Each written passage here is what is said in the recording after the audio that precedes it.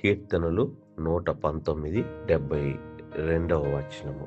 వేల కొలది వెండి బంగారు నాణెముల కంటే నీవిచ్చిన ధర్మశాస్త్రము నాకు మేలు.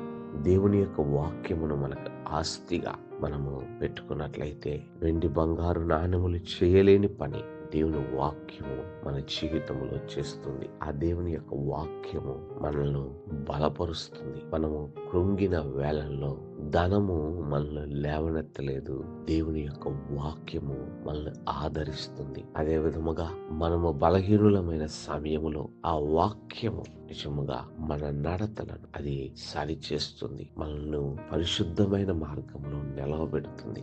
ధనము మనల్ని ప్రేరేపించి దేవునికి వ్యతిరేకముగా ఉన్నట్లు చేస్తుంది, కానీ పరిశుద్ధ జీవితమును, నీతి కలిగిన జీవితమును దేవుని యొక్క వాక్యం అనుగ్రహిస్తుంది. అంతేకాదు కానీ ఆయన తన వాక్కును పంపి వారిని స్వస్థపరిచెను అని అన్నట్లు.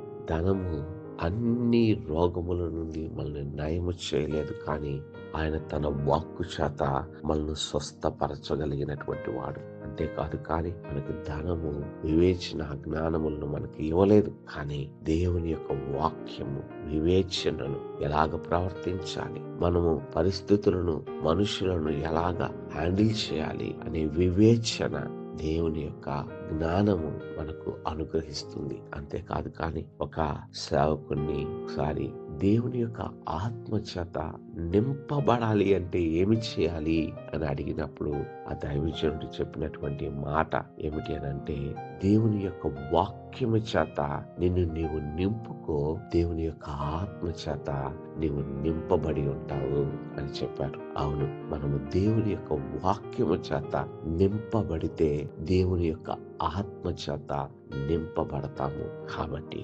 వెండి బంగారు నాణెముల కంటే ఆయన ఇచ్చిన వాక్యము ఎంతో శ్రేష్టమైనది.